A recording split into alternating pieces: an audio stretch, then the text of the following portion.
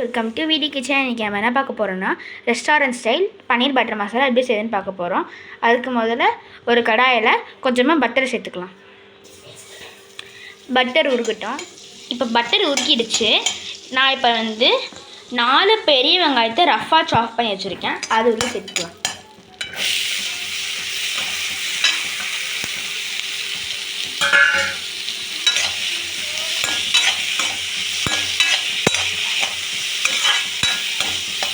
இது நல்லா கண்ணாடி பதம் வர வரைக்கும் இது நல்லா இது இந்த அளவுக்கு வதங்கினோடனே நான் ஒரு 4 பல் பூண்டு எடுத்து வச்சுருக்கேன். அதை உள்ளே சேர்த்துக்கலாம்.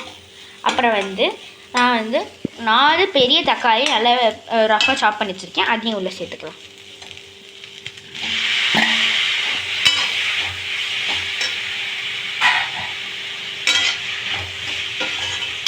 தக்காளி நல்லா மசிற அளவுக்கு வதக்கிக்கலாம். இப்போது தக்காளி சீக்கிரமாக வதங்கிறதுக்காக நான் கொஞ்சமாக கல் உப்பு சேர்த்துக்கிறேன்.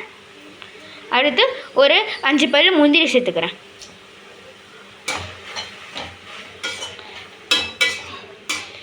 இது நல்லா வதக்கிக்கலாம்.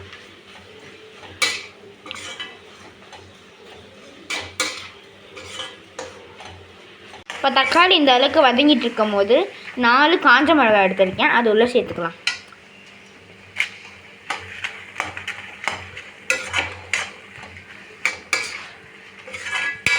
இன்னும் நல்லா இதெல்லாம் நல்லா தக்காளி சுருங்கி வதங்கிடுச்சு. இப்போ நம்ம ஸ்டவ்வை ஆஃப் பண்ணிவிட்டு இது நல்லா பன்னீர் பட்டர் மசாலாவுக்கு பன்னீரை நம்ம கொஞ்சம் வறுத்து எடுத்துக்கலாம். அதுக்கு நான் 1/2 டீஸ்பூன் ஆயில் ஊற்றிக்கிறேன். அடுத்து 1 டேபிள் ஸ்பூன் அளவுக்கு பட்டர் சேர்த்துக்கிறேன்.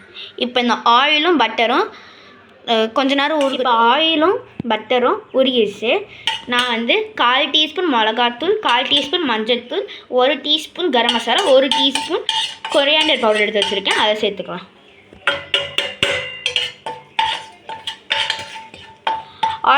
ஆயிலும் பட்டரும் ரொம்ப சூடாகிடக்கூடாது. அப்போ ஆயிலும் பட்டரும் சூடாகிடுச்சுன்னா நம்ம மசாலா போடும் போது மசாலா கரிஞ்சிடும். இப்போ நல்லா மசாலா மிக்ஸ் ஆகிடுச்சு. நான் இப்போ 200 கிராம்ஸ் ஆஃப் பன்னீரை குட்டி குட்டி க்யூப்ஸாக கட் பண்ணி வச்சுருக்கேன். அது இப்போ இந்த ஆயிலையும் பட்டர்லையும் சேர்த்துடலாம்.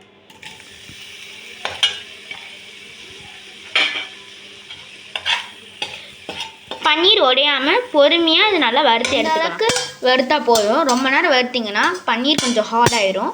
இப்போ இந்த அளவுக்கு வறுத்தோடனே நீங்கள் இன்னொரு பேட்டிக்கு மட்டர் மசாலா தாளிக்க நான் 1/2 டீஸ்பூன் ஆயில் சேர்த்துக்கிறேன். அதே கடையை தான் எடுத்துருக்கேன் நான். இப்போ 1/2 டீஸ்பூன் பட்டர் சேர்த்துக்கிறேன். பட்டரும் ஆயிலும் ஆயிலும் உருகிடுச்சு. நான் ஒரு சின்ன துண்டு பட்டை, 3 ஏலக்காய், 4 கிராம்பு எடுத்துருக்கேன். அது சேர்த்துக்கலாம்.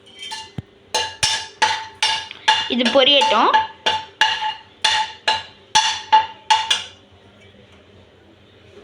லவங்கம் ஏலக்காய் பொரிஞ்சிருச்சு. இப்போ வாங்க நம்ம வதக்கி வச்சுருந்தது தண்ணி ஊற்றாமல் நைஸாக அரைச்சிருக்கேன். அது சேர்த்துக்கலாம்.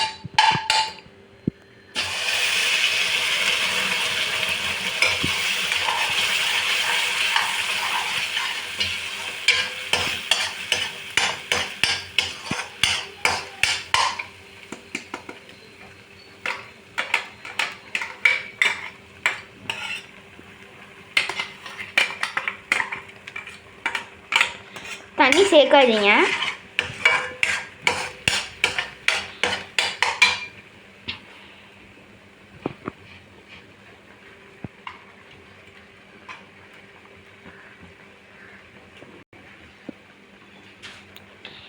இப்போ இந்த மசாலா நல்லா பட்டர் எண்ணெயும் பிரிஞ்சு வரும்.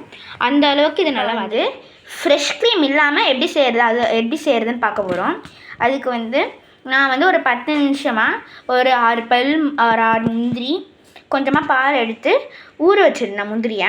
இப்போ அதை நல்லா நைஸாக எண்ணெய் பிரிஞ்சு வந்துடுச்சு. இப்போ நான் பாலையும் முந்திரியும் நல்லா நைஸாக அரைச்சி வச்சுருக்கேன். அது உள்ளே சேர்த்துக்கலாம்.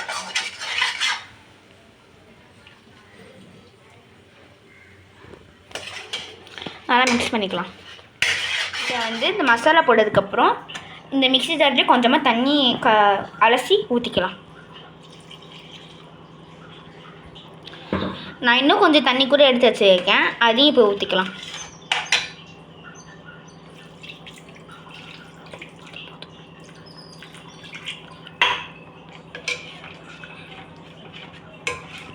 இப்போ பார்க்க தண்ணியாக தான் இருக்கும். இது நல்லா கொதிக்க விடணும். கொதிக்கும் போது நான் ஒரு 1/2 டீஸ்பூன் சுகர் போட்டுக்கிறேன்.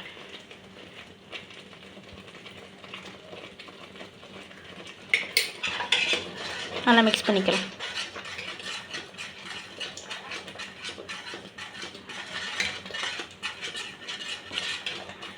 இதெல்லாம் இந்த மாதிரி கொதிச்சு வரும்போது நம்ம ஃப்ரை பண்ணி வச்சுருக்க பன்னீரை உள்ளே சேர்த்துக்கலாம்.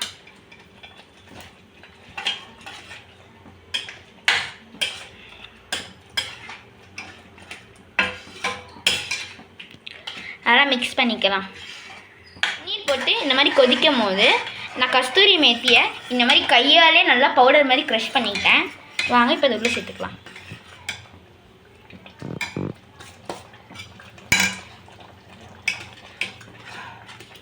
இதை போட்டு நல்லா மிக்ஸ் பண்ணிக்கலாம். பன்னீர் பட்டர் மசாலா ரெடி ஆகிடுச்சு. ஃபைனலாக ஒரு 1/2 டீஸ்பூன் கரம் மசாலா சேர்த்துக்கிறேன்.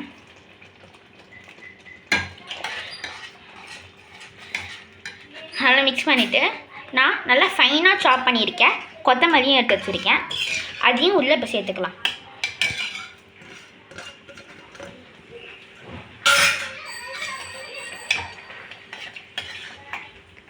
அவ்வளோதான், நம்மளோட ரெஸ்டாரண்ட் ஸ்டைல் பன்னீர் பட்டர் மசாலா ரெடி ஆயிடுச்சு.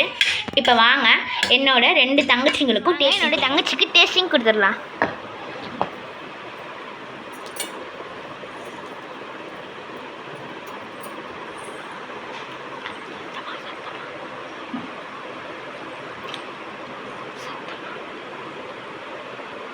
வா, சூப்பராக இருக்குன்னு நீங்களும் இந்த மாதிரி ட்ரை பண்ணி பாருங்கள். இந்த வீடியோ பிடிச்சிருந்தா லைக் பண்ணுங்கள், ஷேர் பண்ணுங்கள், கமெண்ட் பண்ணுங்கள், மறக்காமல் சப்ஸ்கிரைப் பண்ணிவிடுங்க. பாய்.